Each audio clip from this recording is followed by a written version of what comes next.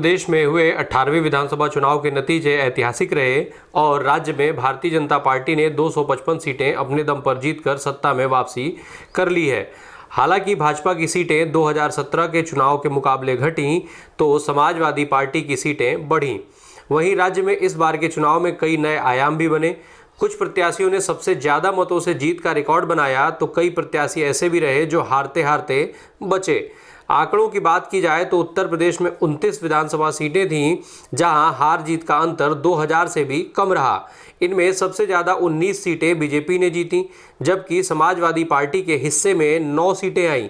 कांग्रेस के खाते में केवल 1 सीट गई।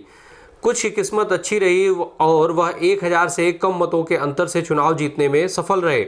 इस मामले में भी बीजेपी के प्रत्याशियों की संख्या समाजवादी पार्टी की तुलना में ज़्यादा है। यूपी चुनाव में जहां बीजेपी के 7 प्रत्याशी 1000 से कम वोटों के अंतर से जीतने में कामयाब रहे, तो वहीं सपा के 6 प्रत्याशी 1000 से कम वोटों के अंतर से जीतकर विधानसभा में पहुंचे हैं। राज्य में 13 ऐसी सीटें हैं जहां जीत हार का अंतर 1000 से भी कम रहा है। इन जीते हुए प्रत्याशियों की किस्मत अच्छी रही और कम मत के अंतर से जीतने के बाद भी ये विधानसभा में पहुंच गए। 11 सीटों पर जीत हार का अंतर तो 500 से भी कम वोटों का रहा। जिन 11 सीटों पर जीत हार का अंतर 500 से कम रहा, उनमें से 7 पर भाजपा और 4 सीट पर सपा उम्मीदवारों को जीत मिली। 6 उम्मीदवार 300 से कम अंतर से जीते। इनमें 3 भाजपा तो 3 सपा के हैं। इस चुनाव में 6 सीटों पर जीत हार का अंतर 200 से 300 के बीच रहा है। बिजनौर जिले की धामपुर सीट पर भाजपा के अशोक कुमार राणा 203 वोट से चुनाव जीते। उन्होंने सपा के नईमुल हसन को चुनाव हराया। इस विधानसभा चुनाव की यह सबसे कम वोटों से जीत है। वहीं बाराबंकी जिले की कुर्सी सीट पर भाजपा के सकेंद्र प्रताप महज 217 वोट से चुनाव जीत सके। उन्होंने पूर्व केंद्रीय मंत्री बेनी प्रसाद वर्मा के बेटे और समाजवादी पार्टी के उम्मीदवार राकेश वर्मा को हराया।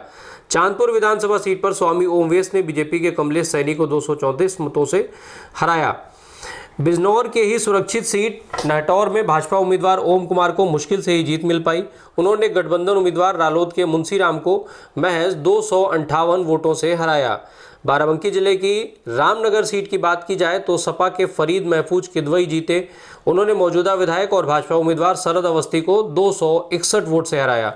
सुल्तानपुर जिले की इसौली सीट सपा के ताहिर खान महज 269 वोट से जीत पाए। इस विधानसभा सीट पर आज तक भाजपा को जीत नहीं मिल पाई है। 2017 के चुनाव में भाजपा की लहर के बाद भी सपा यहां से 4000 से ज़्यादा वोटों से चुनाव जीती थी। चुनाव से ठीक पहले भारतीय जनता पार्टी छोड़कर सपा में आए पूर्व मंत्री धर्म सिंह सैनी को 315 मतों से हार का सामना करना पड़ा। सहारनपुर जिले के नकुड़ विधानसभा सीट से सपा रालोद गठबंधन के उम्मीदवार डॉक्टर धर्म सिंह सैनी को भाजपा के मुकेश चौधरी ने हराया। सैनी यहां से लगातार 4 बार विधायक रह चुके हैं।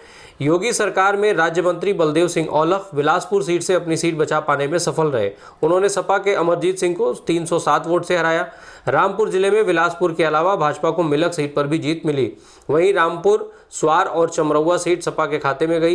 रामपुर से आजम खान, स्वार से उनके बेटे अब्दुल्ला आजम और चमरौआ से नसीर अहमद खान फिर से चुनाव जीतने में कामयाब रहे। कटरा की विधानसभा सीट से भाजपा उम्मीदवार वीर विक्रम सिंह ने सपा के राजेश यादव को 357 वोटों से हराया। इसके अलावा बड़ौत में 315, दिबियापुर में 473, शाहगंज में 719, डुमरियागंज में 771, मुरादाबाद शहर सीट पर 782 और जसराना विधानसभा सीट पर महज 836 वोटों के अंतर से जीत हार के फैसले हुए। इस चुनाव में 8 सीटें जीतने वाली जयंत चौधरी की पार्टी राष्ट्रीय लोकदल को भी 2 सीटों पर करीबी हार का सामना करना पड़ा। इनमें नहटौर और बरौट सीटें शामिल हैं।